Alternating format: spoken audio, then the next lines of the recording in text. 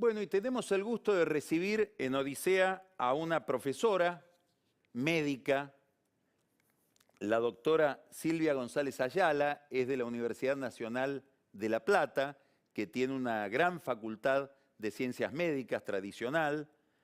La Plata es una ciudad con mucho conocimiento en materia de medicina, y ella se dedica a la infectología, entiendo que especialmente pediátrica, pero es una autoridad en materia de infectología en general, nos va a resolver una cantidad de incógnitas sobre la pandemia en el estado actual de las cosas y sobre todo alrededor del tema de las vacunas. Y si ella no nos puede resolver esas incógnitas, va a ser también interesante verlo, porque muy probablemente la ciencia todavía no haya resuelto todas las preguntas que tenemos en relación con este virus tan misterioso. Doctora González Ayala, muy buenas noches y gracias por atendernos. Buenas noches, muchas gracias a ustedes por la comunicación. Bueno, la primera pregunta que yo le haría es ¿en qué situación estamos hoy? Si usted tuviera que hacer un balance de esta epidemia que estamos viviendo tan rara, con idas, vueltas, reflujos, desde diciembre del 19 hasta ahora. Desde el lugar donde usted lo mira, que es el lugar de la ciencia. Estamos en una situación muy complicada.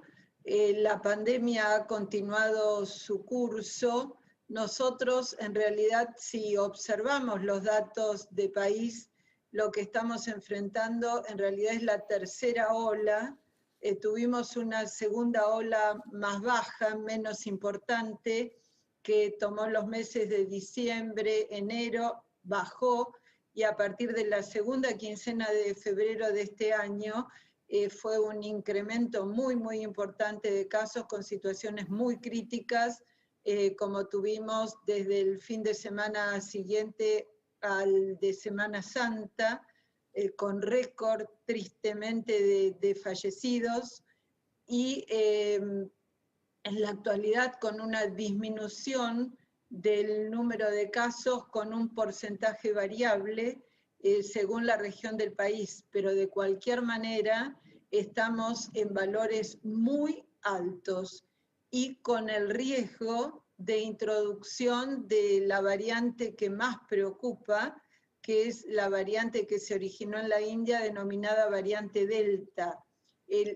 Toda esta actividad tan intensa de casos de enfermedad que tuvimos de febrero en adelante fueron producidas principalmente por la variante Manaos, también la variante del Reino Unido y la variante andina.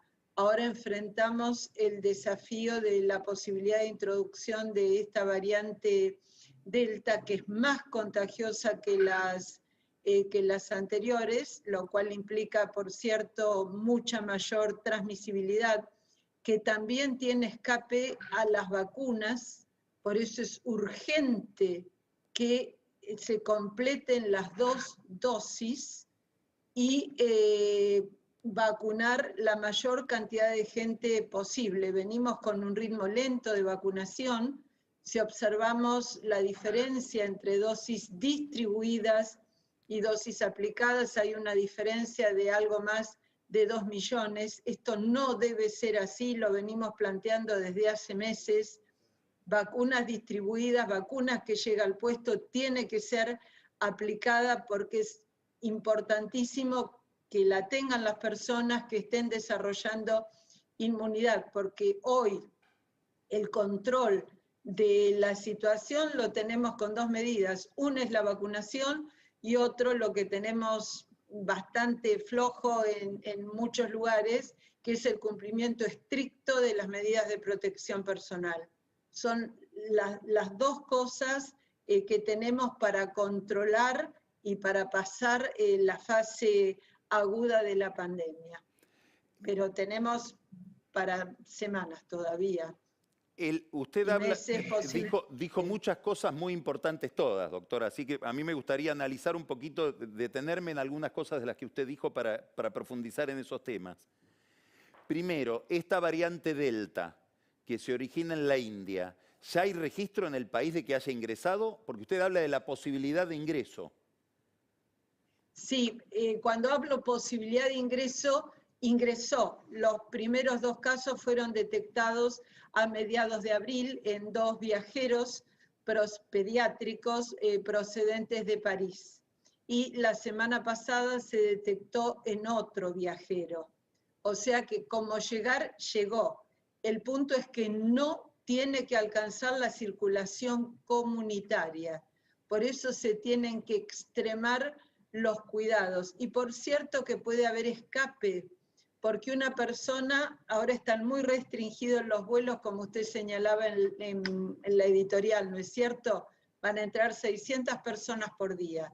La persona se embarca con un estudio de PCR negativo. Llega, el vuelo dura menos de 24 horas, ¿no es cierto? Llega, se hace el estudio acá y de negativo debe cumplir con la cuarentena.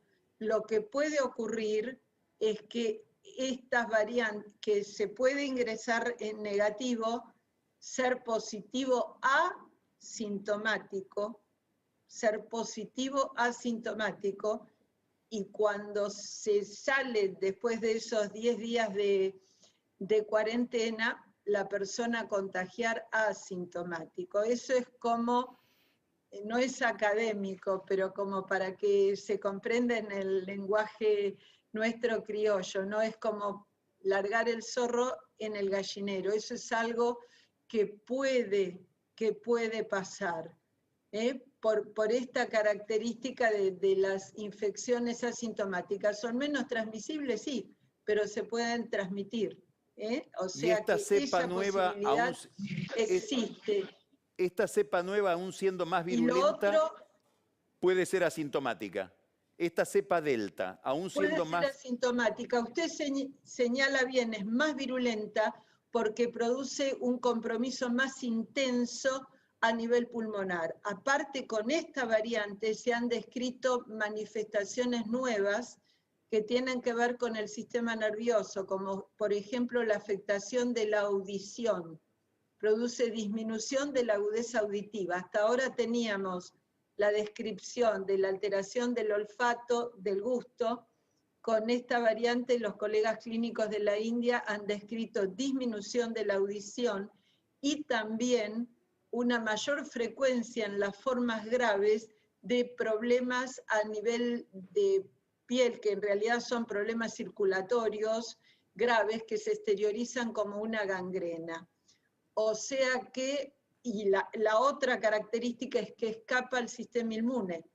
Las vacunas que están disponibles, las vacunas que se están usando, las que están estudiadas, como son la de Pfizer-BioNTech y la de la Universidad de Oxford AstraZeneca, tienen menor protección contra esta variante. Por eso la urgencia de completar las 2 dosis para mejorar esa protección. No tenemos datos, lamentablemente, de la vacuna Sinopharm con respecto a esta variante, y de la vacuna Sputnik solo un comunicado del Instituto Gamaleya, pero no cuantificado. Todo este debate que ha habido respecto de que con una sola dosis estaría cubierto, que una dosis de una de estas vacunas que usted mencionó es lo mismo que la monodosis de Johnson. ¿Qué opina usted de eso? No, la monodosis fue una medida extraordinaria en una situación extraordinaria. El primer país que adoptó esta política de vacunación fue el Reino Unido. Nosotros la adoptamos a mediados de marzo. Nuestra situación distinta, porque teníamos y tenemos escasez en cuanto a la provisión de vacunas y no seguridad con respecto al número de dosis y el cronograma de llegada.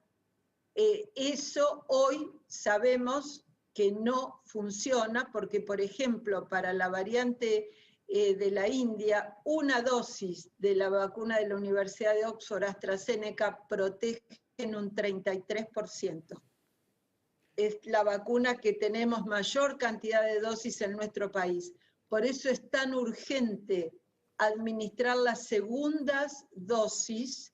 Todavía tenemos miembros del equipo de salud que no han recibido segunda dosis. Esto es una prioridad, lo mismo que los adultos mayores y las personas con factores de riesgo, es decir, los grupos más vulnerables, esto lo sabemos desde la definición de la estrategia de vacunación para la COVID, son los que tienen que estar protegidos, pues son los que hacen las formas más graves y los que tienen la evolución desfavorable. Ahora usted, entonces, esto es muy importante. doctora, usted está diciendo algo que a mí me deja esta sensación. ¿Se podrían conseguir más vacunas? O sea, no estamos haciendo todo lo posible y ahí viene la polémica respecto de Pfizer, ¿no? Si habría que cambiar la ley para que Pfizer pueda ser adquirida. Mire, en realidad, en lo personal, desconozco cómo se negoció el año pasado entre mayo y junio, porque es una vacuna que fue estudiada en la Argentina, como todos saben, fue el doctor Fernando Pola que el director, se estudió en el Instituto Militar, en el Hospital Militar Central. ¿Qué pasó en el mientras tanto del 2020 y qué pasa ahora? Lo desconocemos. En eso no convengamos que no ha habido transparencia en la información. Las vacunas con esa plataforma que son las de RNA mensajero, por lo que sabemos hasta ahora, son las vacunas que tienen mayor eficacia protectora. Igual ya sabemos que se va a necesitar una tercera dosis. Tienen la ventaja que están estudiadas y se pueden administrar, como también señalaba en la editorial, desde los 12 años. Y estamos hablando de vacunas con una eficacia del 95%. ¿Cuáles son las que se pueden administrar para chicos? Las vacunas con la plataforma de RNA. Y que serían Pfizer, Moderna. Y ya está. Y ya está. Y fue poco conocido, pero la semana pasada la Autoridad Sanitaria de China autorizó el uso de la vacuna Sinopharm, que es la que nosotros tenemos, desde los 3 a los 17 años. Desconocemos la información, no hay publicaciones, es una información del Ministerio de Salud de China. No sabemos si la autoridad regulatoria argentina, la ANMAT, ha recibido la documentación y la está estudiando, porque eso, si bien es una vacuna que hay diferencia en la eficacia protectora, tal como quedó demostrado en Emiratos Árabes Unidos, ¿no es cierto?, que es uno de los países en que esta vacuna se estudió y es el primer país que empezó a ofrecer una fase 3, una dosis 3, una tercera dosis de esta vacuna. No sabemos si la ANMAT tiene la documentación para estudiar para la administración en la edad pediátrica. Sería Doctora, otra opción.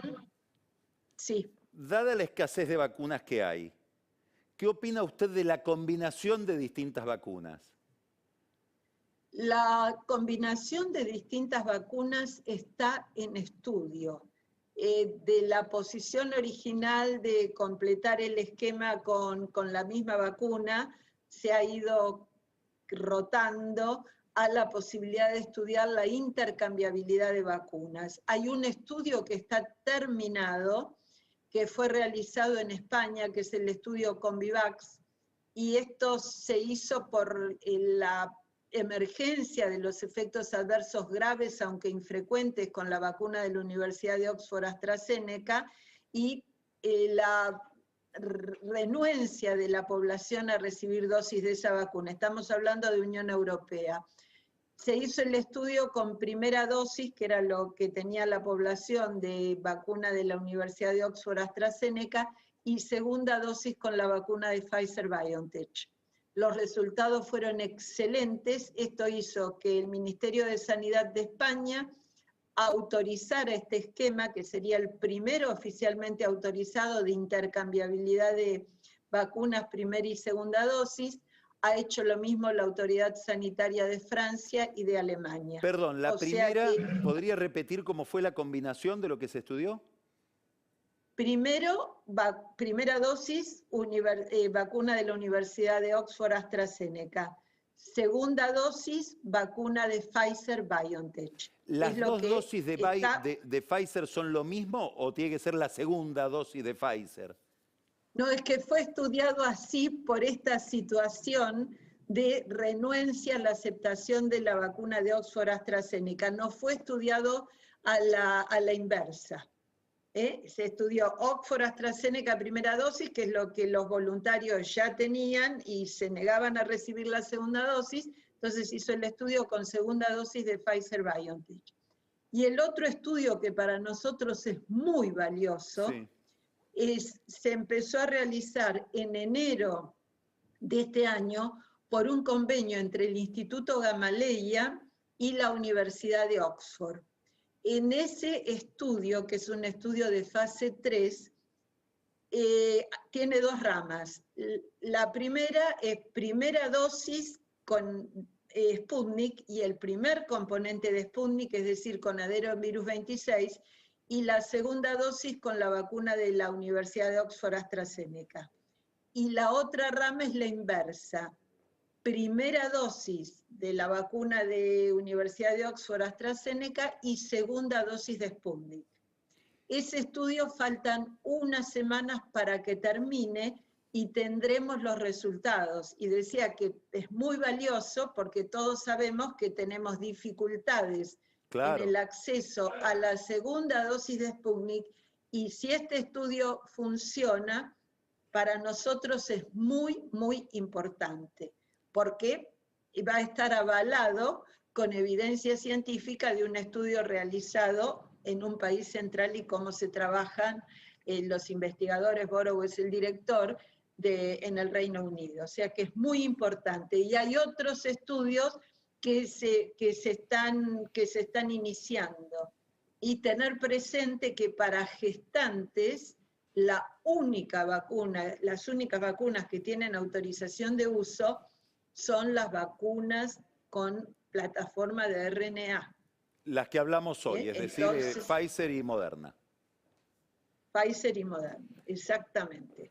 ¿Uno podría tener la expectativa de que aparezca, con independencia de las vacunas, algún medicamento que ayude a combatir este virus?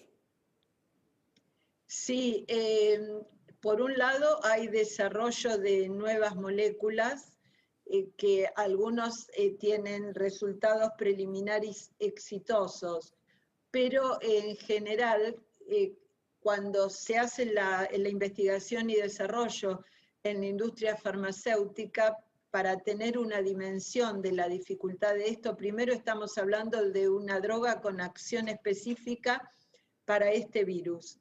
De 10.000 moléculas que se estudian, en la mejor de las situaciones, una llega a la licencia de uso. Esto es un costo altísimo. Por un lado, se está buscando una droga, un medicamento que tenga acción específica sobre el SARS-CoV-2. Por otro lado, se ha trabajado muy intensamente en el desarrollo de los que son anticuerpos monoclonales dirigidos específicamente contra el virus. En esto también hay progresos importantes. En nuestro país se ha desarrollado el suero equino hiperinmune específico, o sea que hay distintas ramas de desarrollo para encontrar un tratamiento eficaz. Y lo otro que es realmente novedoso está basado en la biología molecular, que estudiando el genoma del virus y las drogas que tienen autorización de uso, se busca, como se hizo para el desarrollo de una vacuna, qué mecanismo de acción tienen para X parte del virus, del SARS-CoV-2. Eso está muy incipiente, pero es un muy buen camino.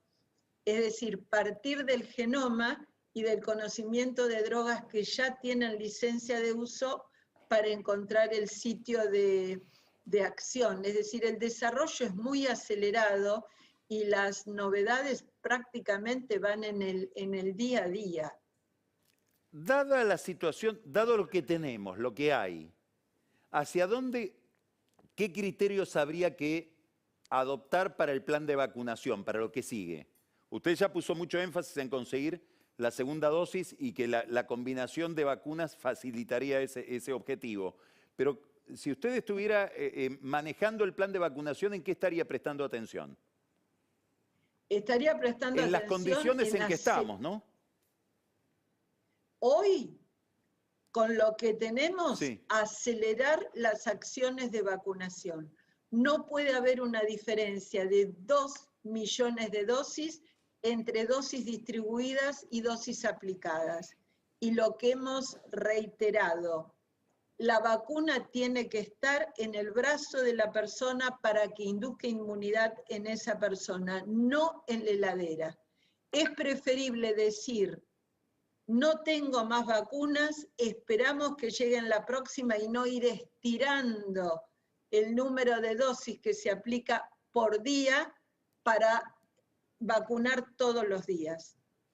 Las vacunas Está lo clarísimo lo que antes usted está diciendo. posible tienen que ser administradas. Esto tiene que quedar súper claro. Y además, ¿cuánto estamos vacunando? Por lo menos es arriba de 500.000 de dosis por día que hay que aplicar. Entonces, si el vacunatorio especialmente montado para administrar las vacunas de la COVID funciona hasta las 12 del mediodía, hasta la 1, que funcione hasta las 6, las 7 de la tarde. Necesitamos vacunar con las vacunas que tenemos la mayor cantidad de personas en el tiempo más breve posible. Estamos en una carrera contra reloj. Lo otro Y estos son importante que a mí me vidas, gustaría calidad de vida. subrayar de lo que usted dijo es la importancia de las 2 dosis. Y acelerar el proceso de vacunación. Dado este riesgo de la cepa Delta, este cierre que ha hecho el gobierno de los aeropuertos, la posibilidad de que no, digamos, la imposibilidad de que ingresen más de 600 personas por día, ¿a usted le parece sensato o es un manotazo de ahogado medio ineficiente? Es una medida más, pero la pandemia la hacemos nosotros con la circulación. Técnicamente es imposible impedir la entrada de un virus que circula, en este caso la variante que circula con las personas. Está en más de 85 países ya, de acuerdo al recuento de la Organización Mundial de la Salud. Y si no se trabaja efectivamente con las medidas de protección personal, se va a introducir y vamos a tener circulación comunitaria y otra vez tendremos una situación muy crítica en lo que tiene que ver con el sistema de salud, que el personal está agobiado, agotado. Son semanas de muchísima tensión y que se siguen viendo compañeros que se enferman, compañeros que han muerto, y aún con las 2 dosis de vacuna. Entonces, hay que trabajar lo mejor posible y retomar algo que nos faltó siempre, ¿no es cierto? La importancia del cumplimiento estricto de las medidas de protección personal. A mí me gustaría terminar esta conversación que ha sido tan interesante, doctora, le agradezco muchísimo, con esto último que usted acaba de decir. Como si estuviéramos en el comienzo del problema, que usted recuerde cuáles son los cuidados que tenemos que tener para evitar la circulación, para evitar contagiarnos. Mantener la distancia social, 2 metros, entre personas, algo que a los argentinos nos cuesta muchísimo, porque vemos, por ejemplo, en la cola de los cajeros o en X comercio está marcada, ni hablar a la salida de la escuela, ¿no es cierto? está marcada la distancia y la gente literalmente se tira encima, se aglutina, no hay respeto de esto. Los 2 metros de distancia entre personas, protección ocular, cualquier anteojo, el uso adecuado del tapaboca nariz, que ajuste bien a la cara, tiene que ajustar perfectamente a la cara. Y si vamos a hacer alguna actividad en la cual sabemos que esos 2 metros de distancia no van a estar, como puede ocurrir en algunos comercios en los cuales, por ejemplo, el cajero no tiene protección, no tiene la separación, o un vendedor, en esa situación usar doble tapaboca nariz, perfectamente ajustado. Y lo otro, la higiene frecuente de manos con agua y jabón. Esas son las medidas, son medidas sencillas, pero que ha costado muchísimo que se adopten adecuadamente, porque vemos el tapaboca nariz colgando de la oreja, en el mentón, se lo quitan si van hablando por teléfono, pueden hablar igual con el tapaboca nariz puesto, ¿no es cierto? O sea que esas medidas básicas son de altísima eficacia. Prometí que era la última y no era la última. Usted se dedica sobre todo a infectología infantil. En el debate sobre escuelas abiertas, presencialidad sí, presencialidad no, ¿tiene posición tomada? Por supuesto, la tuvimos desde siempre. Por la presencialidad, con la educación, con el cumplimiento estricto, el daño que han tenido nuestros niños y adolescentes con más de un año de no presencialidad es inmenso. No tomemos solamente lo que no aprendieron, lo cognitivo. El daño desde el punto de vista de la socialización, en los niños pequeños esa socialización, el juego entre pares es cultura. Lo que ha pasado con los adolescentes, las alteraciones de conducta, los trastornos alimentarios, ese chico que los papás, estoy hablando de un niño en edad escolar primaria, que cumplieron el confinamiento, ese niño cuando salió decía, me duelen las piernecitas, no podía caminar, no podía dar una vuelta a manzana. O sea que tenemos lo psíquico, lo que tiene que ver con lo físico, y dejamos para un tercer lugar el conocimiento, que eso con apoyo de manera acelerada se puede recuperar en determinados niveles. Lamentablemente no es una situación homogénea, es muy triste nuestra realidad con el 70% de los menores de 15 años por debajo de la línea de pobreza y con malnutrición, y por supuesto el abandono de la escolaridad. Tiene que haber políticas de Estado para educación. Desde las condiciones que están muchos establecimientos educativos en los cuales es imposible trabajar con la seguridad requerida. Así como tiene que haber políticas de Estado de salud y no el ir actuando sobre la marcha, ni hablar economía y seguridad, pero bueno, nos quedamos con salud y educación a propósito de su pregunta. Doctora Silvia González Ayala, le agradezco muchísimo la generosidad con que ha compartido sus conocimientos. Me parece que es muy importante estar actualizándonos respecto de una situación tan grave. Ustedes cumplen un rol especialísimo en este momento, así que muchas gracias.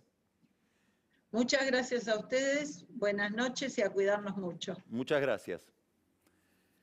Vamos a un corte y recibimos ahora a Daniel Vilota, que nos va a hablar de tomas de tierras con adicionales en la provincia de Tucumán, y Pancho Olivera, con él vamos a hablar de los trastornos que produce esta medida de cierre de aeropuertos.